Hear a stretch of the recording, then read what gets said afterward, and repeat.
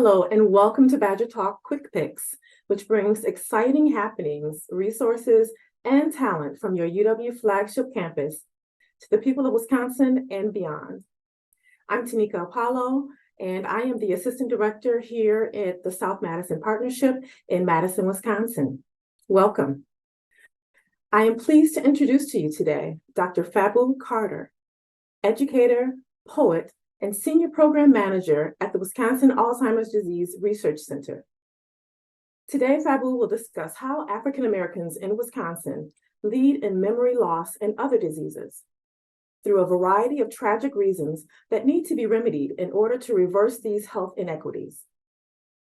Join us as we explore strides in healthcare research, where participants gain access to convenient and accessible visits at a university community space, breaking away from traditional hospital settings. Discover how this innovative approach to memory research fosters better brain health care for African Americans in Madison through this important partnership between research participation and community engagement in an accessible location in the most diverse neighborhood in Madison. The partnership between the Alzheimer's Disease Research Center and the UW South Madison Partnership Office is helping to revolutionize the landscape of healthcare accessibility. Fabu Phyllis Carter is an educator, artist, and community activist who has an extensive career designing innovative programs to benefit African American children, families, and elders in Madison. She is a senior program manager in recruitment and retention for the Wisconsin Alzheimer's Disease Research Center at UW-Madison, where she engages and connects older adults who are underrepresented in memory research. Fabu is an alumni of UW-Madison with 2 masters in African American literature and African languages and literature. She has a PhD from the African Women's Studies Center at the University of Nairobi and selected as the first African American as Madison's Poet Laureate from the years 2008 to 2012. She is professionally known as Poet Fabu in Madison, Wisconsin. She is a poet, culture columnist, storyteller, and teaching artist who writes to encourage, inspire, and remind. Fabu is the author of 8 books of poetry, poems, Dreams and Roses, In Our Tongues, Journey to Wisconsin, African American Life in Haiku, Love Poems, Journey to Wisconsin, won an Outstanding Achievement in Poetry Award from the Wisconsin Library Association. Her next 3 published books are on Mary Lou Williams, Jazz Genius. In 2023, We Eat to Remember, Soul Food Poetry focuses on African American gastronomy, and the important connections between culture and food. Poet Fabu's latest manuscript of poetry is We Are Wisconsin Too, due in 2024 as a tribute to all the people groups who are Wisconsinites. So, without further ado, let's dive into this enlightening conversation with Dr. Carter. Welcome, and thank you for being here. Oh, I'm very happy to be here for Badger Talks. Thank you. So, can you share with us a little about the work you're currently doing for the Alzheimer's Disease and Research Center? Well, personally, there are too many families who don't have a family member that has some form of this disease. So dementia is the umbrella, and Alzheimer's disease is one of the most well-known spokes in that umbrella. I got into the work because I was doing poetry with people with memory problems, because you can use poetry and you can use music to stimulate memories. So I was doing that in Madison when this job appeared. And this job is recruiting and retaining. So African Americans are severely underrepresented in research. as well as other people of color. We would say the same for Indigenous Americans and Spanish-speaking Americans. And so it was kind of an easy segue from using poetry to stimulate memory to being conscious of people with memory problems, to working with people who actually had the disease. And I'd watch them move from, first of all, being able to write poetry well, then later only being able to read their poem, and then finally having no recollection that they had ever been a poet or written the poem. So that is how I got into the field almost exactly 9 years ago. Thank you. And how did that work become a part of the South Madison Partnership? Well, this is the most diverse neighborhood in the city of Madison, and I have long been a lover of South Madison. I can't take credit for coming here. When I started my job, the partnership office was just opening. So it was my supervisor who had the vision to say, wouldn't it be wonderful to put you right in the middle of the neighborhood so that people could have easy access to you and the education and the information that you want to share about how we can combat this disease, how we can protect people's precious memories. So I came in at the very beginning of the partnership between UW here at the South Madison Community Center. And I have to say, it was different than it is now because now there's so many groups that utilize the space. Since I was one of the first, I used to sit in the front window. I could see everyone could see me. I had office hours. People were delighted to know, the times that I would be here, they could just walk over to visit with me. They could walk over and talk to me about any memory concerns they had. So from the very beginning, it's been pivotal in our research because a large percentage of our participants live in South Madison, love South Madison, and really feel that having space that's accessible to them, it's just been such a wonderful encouragement to our research, but a boon to the research. It helped us do our jobs well. Well, I certainly have seen some of the impact on community being a part of this space on a daily basis. And now recently, the ADRC space was turned into a clinic. Can you talk a little bit about how this has perhaps changed the work at all? Well, we've been expanding rapidly. So at first, I was the only staff person here, and then that grew to 4. At first, we were running programs here Tuesday and Thursday and on Saturdays. And now we have the ability, because of the expansion, on Monday, Wednesdays, and Fridays to offer memory testing, cognitive tests. We can also do take people's blood and store it safely. So what we've been trying to do is everything that would happen in the hospital setting can now happen in this space. And that has been increasingly important because sometimes people find hospital space difficult. Other times they can find it confusing because if you go in the hospital versus the clinic, entrance, etc. The parking, you don't have to worry about parking here. It's more relaxed environment, it's more welcoming environment, and it's more familiar environment. So we're very happy that recently, in the same offices, in the same space, we've been able to do blood collection. blood draws. That was something quite revolutionary. And it was my colleague, Hector Salazar, who pushed that into being. So the only down part of it is that they're taking more and more of our space for programming. And yet we have to share because we realize that everything we do here is important in combating Alzheimer's disease.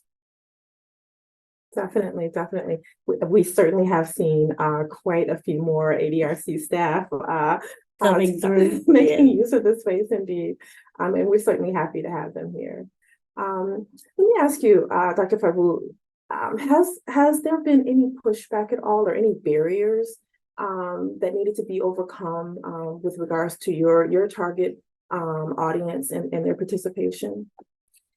Well, unfortunately, for us as African Americans, we're 73% more likely to get the disease.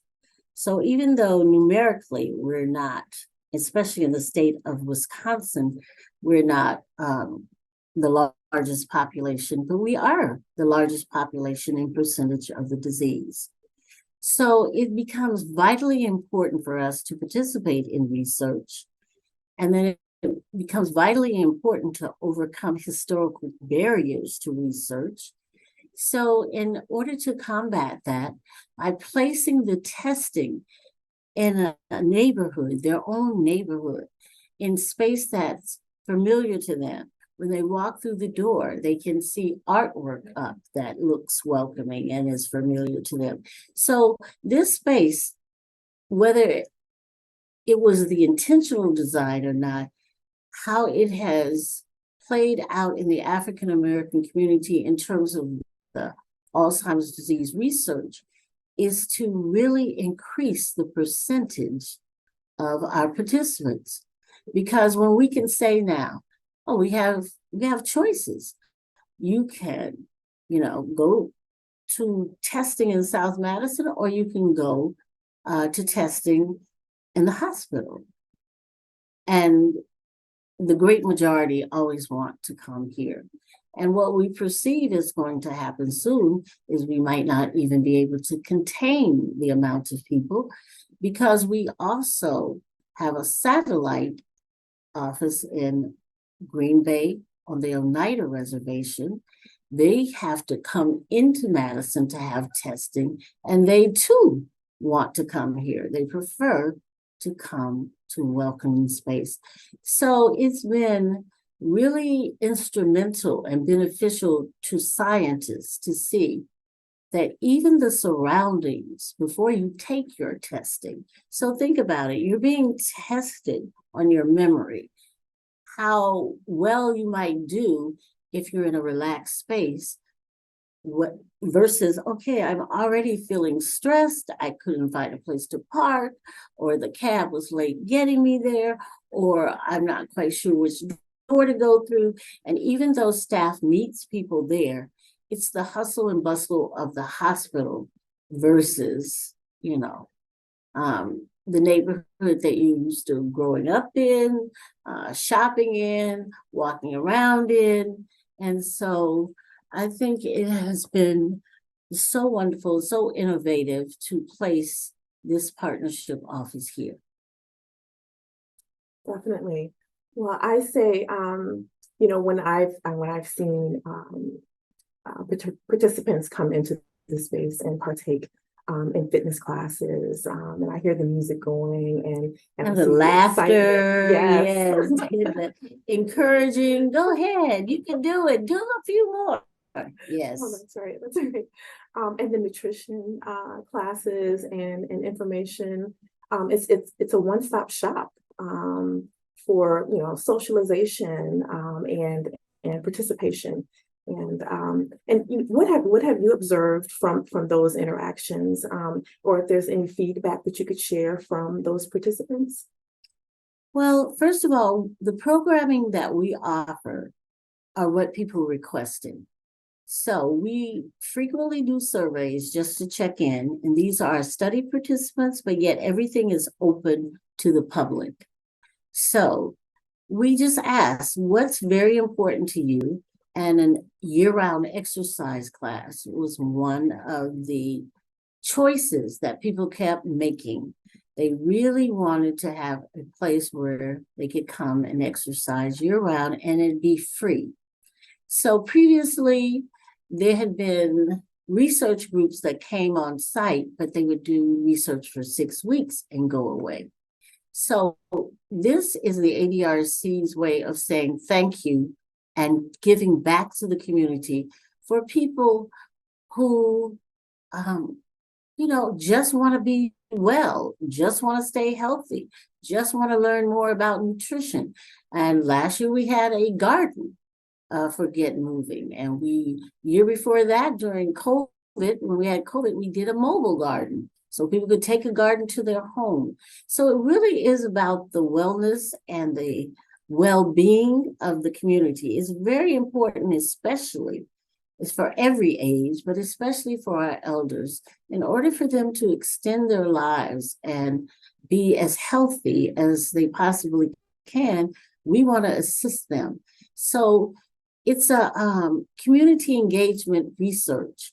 You just don't come in and take the information that you need, even though we're all together as a team fighting a dread disease. You really are saying, even now, there are steps you can take to increase your well-being. Even now, we'll partner with you and say, how can we make you healthier? So that is what our programs are doing. There's one called African American Fighting Alzheimer's Disease in Midlife. They're just lots of studies that are really designed to, again, do the research so we can come up with better medicines and better methods. But more importantly than that, be committed to helping people stay healthy now. And so when you hear a story, when an elder says, I couldn't reach down and tie my shoe, but because of the exercise class, I can. Or my doctor is so pleased because he's saying, what are you doing differently? Because your levels are better, your sugar level, your cholesterol, then it's so worth it. It's so worth it. And also, we're trying to educate and send the message, you need to move your whole life long. So we have a Get Moving class for women. We have a Men in Motion class for men. Again, they're both free and open to the public.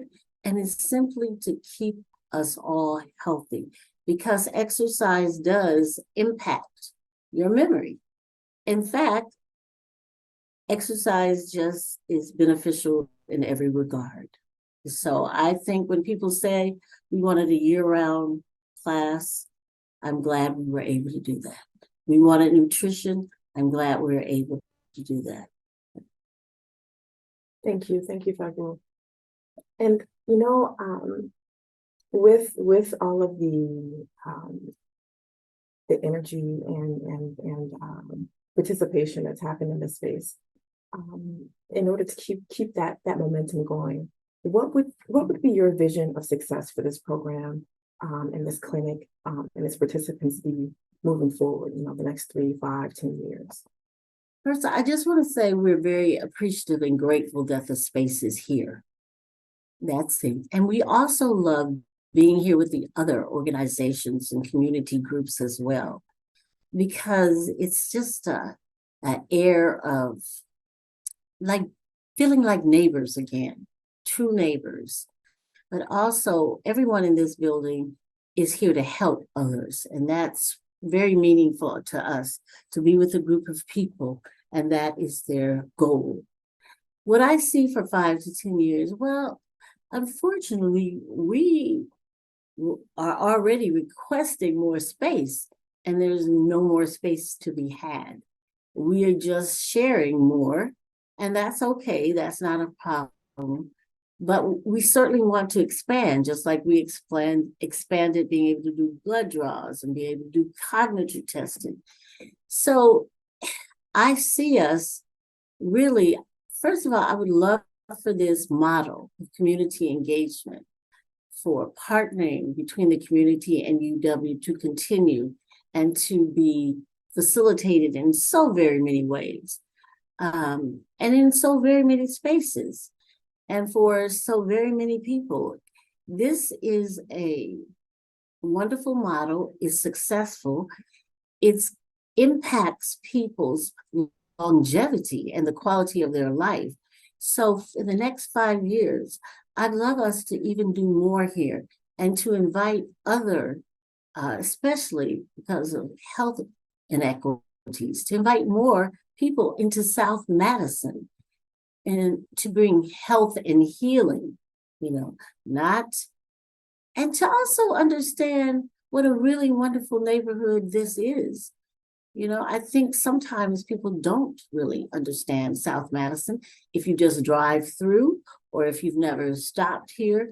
I'm hoping that by virtue of our partnership here, it will encourage people to see this is one way to impact the health of all the people of Wisconsin. That's extremely important to me, to no longer have medicines that come out and they've had no people of color as part of the pool of in the research, because then the medicines won't work as well for other people groups. So it's really important work that we're doing. It's really important to have this location. In 5 years, I hope it expands so much. I hope, because of course, we started down a couple of blocks, and that was a smaller space, and this is a larger space. So how about we go a couple of blocks more, and it's even larger, because it's such an enriching experience to have people be able to easily access you. There are so many people that can walk to this place. Oh, yes. They don't need a cab, they don't need a car, they can walk here in the summer. Well, that is an absolutely beautiful vision and one that I would 100% stand behind. Thank you. Thank you. So as we conclude here, I just wanted to share that at the entrance of the South Madison Partnership Space is a beautiful mural that was designed by local artist Leda G. And atop that mural in stencil is the first stanza to a poem that you wrote. Yes. Black Joy. And it reads, "Flowers in my black hair match black joy in my heart. I hear gladness in the world and in this welcoming space." And I do feel welcomed. And I know that the participants, the community that walk through that door, as you've mentioned numerous times through this interview, feel welcome as they come into this space. And so I want to thank you, Sister Fabu, for taking the time to share your work and your insights with us today. Your passion is evident, and your contributions have undoubtedly enriched our understanding of just how important it is to have a welcoming and accessible space. Thank you. You're so welcome.